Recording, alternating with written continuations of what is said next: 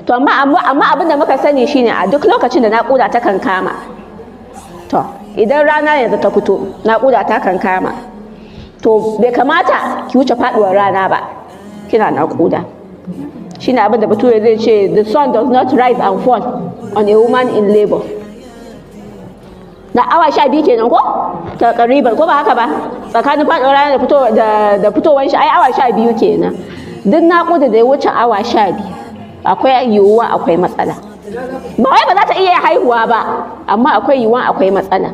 Shi yasa ko da ƙaramin asibiti mace take naƙuda ya wuce awa 12, wani lokaci ko kafin ya kai ga haka suka ga cewa baya tafiya a yanda suke tsammanin ya kamata ya tafi, kamata yayi a shirya ta a kai ta babban asibiti saboda a duba a ga menene yasa naƙuda ba ta tafiya yanda ya kamata. Idan abin da zamu iya mu taimaka ne a taimaka, idan kuma abin da ba za a iya bane ba akwai yiwuwa a yi tiyata ko